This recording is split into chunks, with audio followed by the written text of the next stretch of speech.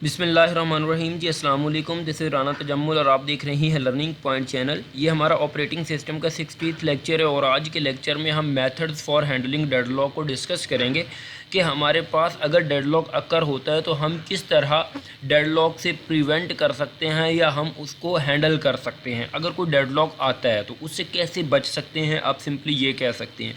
और previous lecture में as you know हमने डिस्कस किया था नेसेसरी कंडीशंस फॉर डेडलॉक कि मतलब डेडलॉक आने के लिए कौन कौन सी कंडीशंस रिक्वायर्ड होती हैं, मतलब कौन कौन सी सिचुएशंस होंगी, अगर वो अकर होंगी तो हमारे पास डेडलॉक आएगा ही आएगा। तो हमने 4 कंडीशंस प्रीवियसली डिस्कस की हैं जिसमें हमने देखा था कि अगर हमारे पास mutual exclusion, hold and wait, no preemption और सर्कुलर वेट, ये 4 कंडीशन सिमुटेनियसली एक ही साथ अक्कर होते हैं तो हमारे पास डेडलॉक मस्ट अक्कर होगा।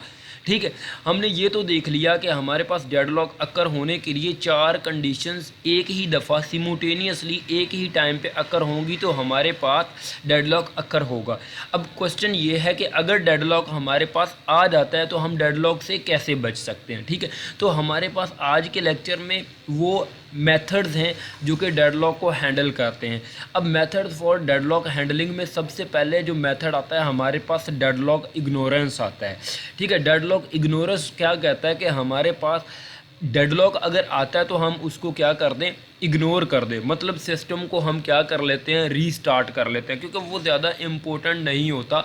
मतलब ये कि हम ऐसे अगर हमारे पास सिंपल ऑपरेटिंग सिस्टम है जो कि रियल टाइम सिस्टम नहीं है या इतना इम्पोर्टेंट नहीं है, हमने पर्सनल यूज़ के लिए रखा हुआ है, तो हम उस सिस्टम की परफॉर्मेंस से कंसर्न रखते हैं। अगर हम वहाँ पे डेडलॉक प्रिवेंशन के लिए बहुत ज़्यादा एल्गोरिदम्स लिख देंगे तो हमारे पास हो सकता है ऑपरेटिंग सिस्टम हमारा स्लो हो जाए, तो हम वहाँ पे केयर नहीं करते क्योंकि हमारी जॉब्स इतनी इंपॉर्टेंट नहीं होती, वहाँ पे प्रोसेसेस इतने इंपॉर्टेंट नहीं होते, तो हम सिंपल अगर डेडलॉक आता है तो उसको क्या कर देते हैं, इग्नोर कर देते हैं।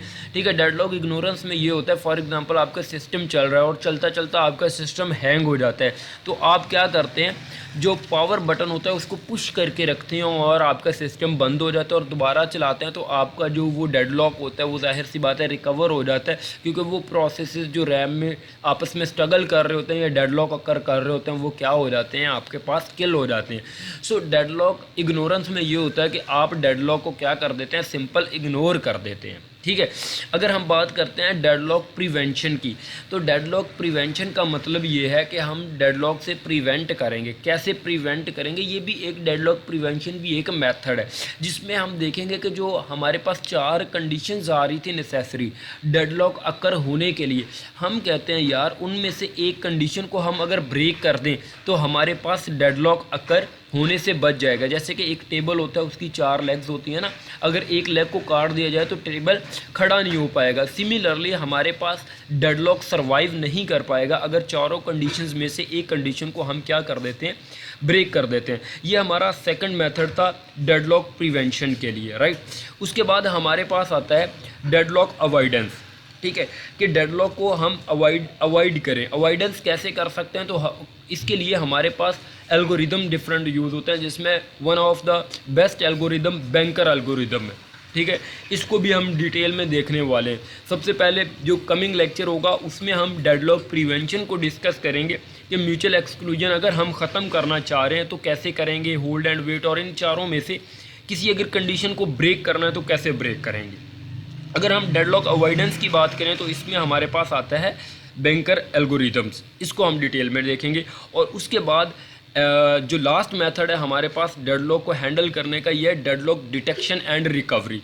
मतलब हम डेडलॉक प्रिवेंशन में तो ये करते हैं कि डेडलॉक को आने ही नहीं देते, लेकिन डेडलॉक डिटेक्शन एंड रिकवरी में आप ये मान के चलें कि आपके पास डेडलॉक आ चुका है, डेडलॉक को एक दफ़ा आने देंगे। जब डेडलॉक आ जाएगा तो उसको हम डिटेक्ट करेंगे, डिटेक्ट करने के बाद हम क्या करेंगे, रिकवर करेंगे डेडलॉक को। तो इसके लिए हमारे पास डेडलॉक डिटेक्शन एंड रिकवरी में रिसोर्स एलोकेशन ग्राफ्स यूज़ होते हैं। तो रिसोर्स एलोकेशन जो ग्राफ्स हैं इनको हमने रिसेंटली डिस्कस किया था कि रिसोर्स एलोकेशन ग्राफ्स क्या होते हैं, जो कि ग्राफिकली रिप्रेजेंटेशन होती है हमारे पास, जहाँ पे हम देख सकते हैं कि यहाँ पे हमारे पास डेडलॉक अकर हो रहा है या नहीं हो रहा। जिस तरह मैं यहाँ पे डायग्राम्स दिखाऊँ तो इस तरह की हमने कुछ डायग्राम्स देखी थी, रिसोर्स एलोकेशन ग्राफ्स देखे थे, जिसकी मैंने एग्जांपल्स भी दिखाई थी कि ऐसे हमारे पास मतलब कि डेडलॉक अकर हो रहा है या नहीं हो रहा, तो ऐसे हमें ग्राफिकली वो नज़र आता। तो रिसोर्स एलोकेशन ग्राफ्स का तो आपको आइडिया होगा। सो हमारे पास जो हमें समझने की चीज़ है वो डेडलॉक प्रिवेंशन और डेडलॉक अवॉइडेंस है, और मोस्ट इंपॉर्टेंट जो एग्ज़ाम में आता है वो डेडलॉक प्रिवेंशन आता है। ठीक है, अब डेडलॉक प्रिवेंशन में हम क्या करेंगे कि डेडलॉक को आने ही नहीं देंगे, सिस्टम में आने से पहले ही उसको ब्रेक करेंगे, इन कंडीशंस को देखेंगे। सो आज का लेक्चर यहीं पे ख़त्म करते हैं, और कमिंग लेक्चर में हम देखेंगे कि हम डेडलॉक प्रिवेंशन कैसे करते हैं, क्योंकि डेडलॉक इग्नोरेंस में तो हमने सिंपल देखा कि डेडलॉक को इग्नोर कर देंगे। Thank you so much for watching this lecture. I hope guys आपको इस लेक्चर को मैं समझा पाया हूँगा, आपको समझ आ गई होगी। So please make sure to subscribe my channel. Thank you, Allah हाफिज़।